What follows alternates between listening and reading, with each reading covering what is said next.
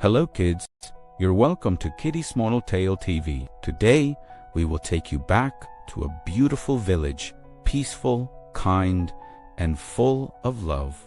But what happens when curiosity breaks the peace and love? Come along and enjoy the story of Everhollow. Long, long ago, beyond the edges of ordinary maps, there was a land known as Everhollow. It was a land wrapped in mist, where ancient trees watched silently as time passed. At the heart of Everhollow stood a quiet village, peaceful and warm beneath the morning sky.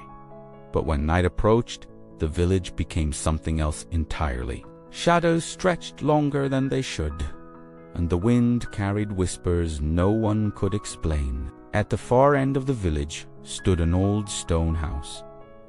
The house was older than memory itself. No one lived there, and no one dared to enter. For inside that house, something waited.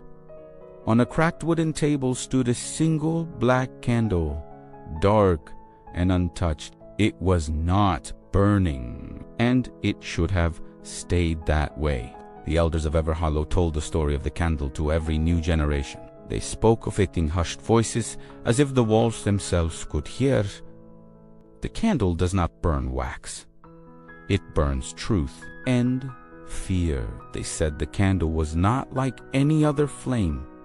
Never touch it, never move it, and never, ever light it. But as years passed, the reason behind the warning slowly faded, and forgotten warnings are the most dangerous of all. In Everhollow lived a clever and curious boy named Elliot. He noticed and questioned things others ignored, and sometimes, late in the night, it felt as though Everhollow was watching him back. Elliot lived with his grandmother, Nora, who often stared into the night as if watching something move in the dark. She had seen things long before Elliot was born. "Grandma, why does everyone avoid the stone house?" Elliot curiously asked Grandma Nora. Grandma Nora froze. "Because some things are better left asleep," she said as she'll walk away in trembling fears. But curiosity has a way of growing in silence. There lived a girl in Everhollow. Mila was careful, always watching before stepping forward. Jonah was a brave young man, carefree, and never believed in fears. Rose is a beautiful young lady, feels things others could not, attached to nature and the environment. And together, Elliot, Mila, Jonah, and Rose paths began to cross. As the day faded, Everhollow slipped quietly into evening. Lanterns glowed one by one, and the mist returned, soft and patient, as if it had been waiting. The moon rose slowly, washing the village in silver light. Under its glow, even familiar paths seemed unsure of themselves. That night, the four friends found themselves together again. No one said it out loud, but each of them felt the same pull. "I keep thinking about the stone house." "About why everyone's so afraid of it," says Elliot. "Sometimes there's a reason people don't talk about things. Not everything wants to be discovered," Mila replied. "It's just an old house. People make up stories when they're bored."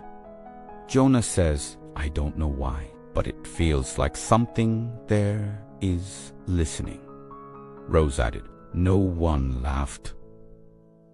After that, the silence felt heavier than any story they had ever heard. It is an adventure worth seeing for some, but for some, it's a terror best left alone. Beyond the last lantern, a path waited. It had always been there, yet tonight it felt closer. No one said yes, no one said no, but step by step, they began to walk. They make their way towards the stone house.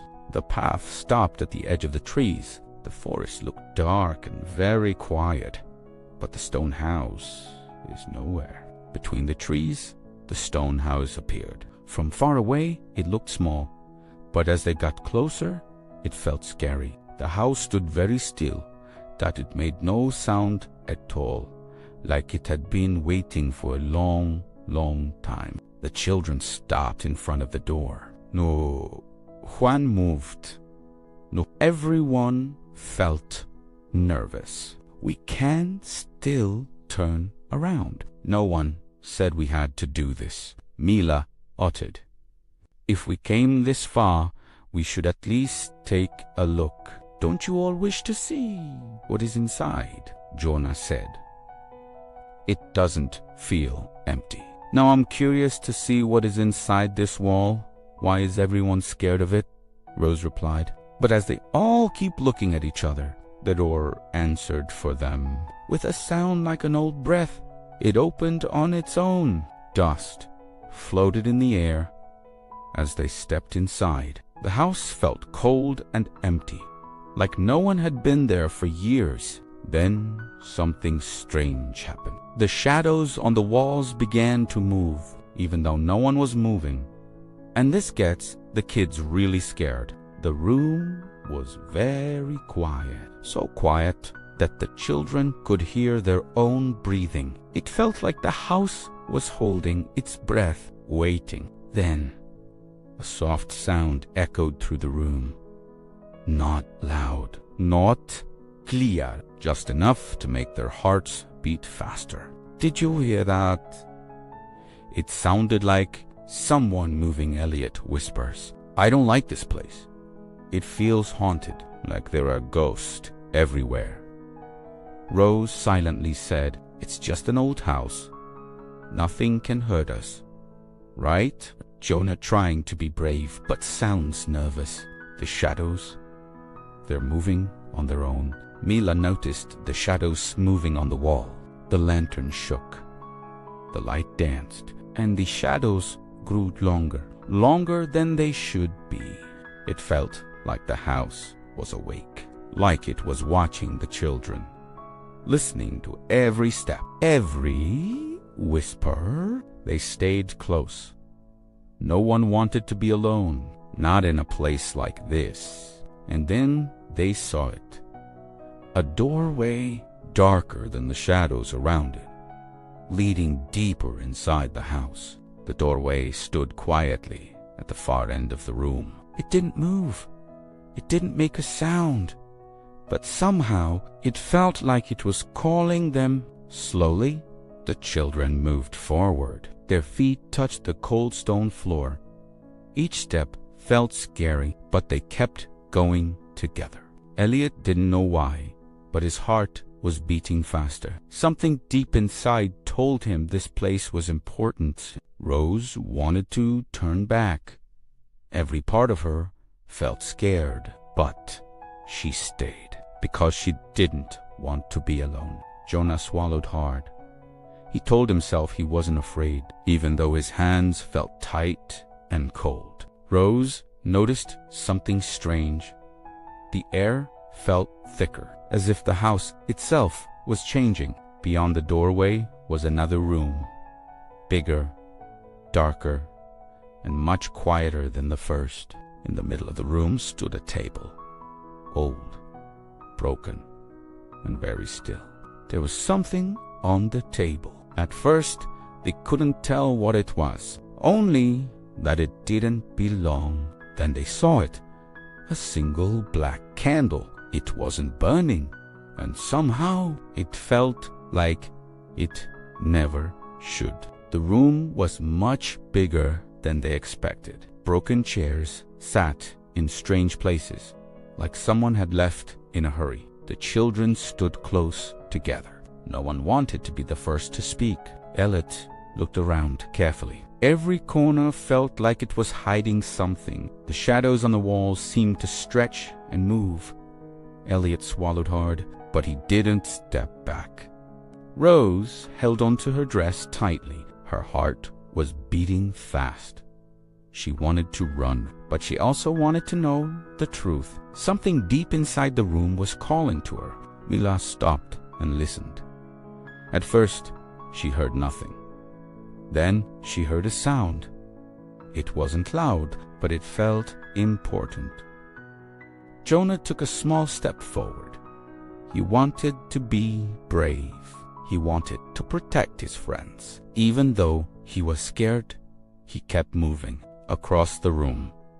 Something stood quietly in the dark. It was hard to see, but the children could tell it was waiting. The children walked closer. Step by step, the shape on the table became clearer, but not clear enough. Their curiosity grew stronger than their fear. The stone floor felt cold under their feet. Dust floated up with every step. No one spoke as they kept moving forward cautiously. The table was old, very old. Something stood on it, tall and dark. They knew it was important. They stopped walking. Right before the table, whatever this place was hiding, they were about to find out. No one spoke. The room felt like it was holding its breath, and the table felt older than the stones around it. Rose felt a strange flutter in her chest. Not feared exactly, but the feeling that something important was waiting. Elliot wanted to ask a question, but somehow the quiet felt louder than words. Mila stood as still as she could. She listened with more than her ears. The candle was right in front of them. Quiet, dark, waiting. They remembered the warning that was believed to be a tale among the villagers about never lighting the black candle. But curiosity whispered louder. Elliot, being the curious kid he has always been, he picked up one of the burning candles and he gave in to his curiosity. Then the forbidden candle was lit, and so terror was set loose. The air screamed. The walls shook. Something had awakened. The wind was so great it terrified them, and they all was overwhelmed by fear. They ran as fast as they could. The terror chased them. The wind followed, whispering loudly all around the village. They made it home, their hearts still pounding. They said goodnight to each other, hoping everything would be fine by morning. That night, Elliot could not sleep. His eyes stayed open, even when the world around him rested. Jonah felt it too.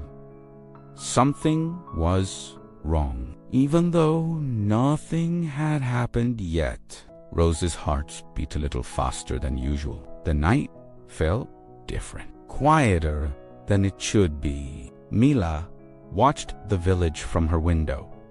Even the stars seemed to be holding their breath. When morning came, the village did not wake the same way it always did. The village did not feel the same. Something invisible had changed. People walked by, but they did not smile. Some did not even recognize their neighbors. Voices rose where laughter once lived. Anger filled places that used to feel warm. Rose felt it in her chest, a quiet feeling that something was watching. Mila noticed how no one smiled anymore. Even the birds were silent. Elliot remembered the candle and wished they had never lit it. Jonah stayed alert. If danger came, he would be ready. Without planning it, they all returned. Together, they felt safer. Each of them felt it too. The village was calling for help. Only the 4 children remembered.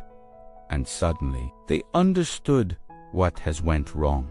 The candle, lighting it had changed everything. To fix what was broken, they knew what had to be done. If lighting the candle broke the balance, then only one thing could fix it. They had to return and undo the forbidden. They had to go back. Even if the path was harder this time, it wasn't as smooth as it was the night before. But they didn't give up. They knew the village depends on them. And there it was again. The house that had started it all.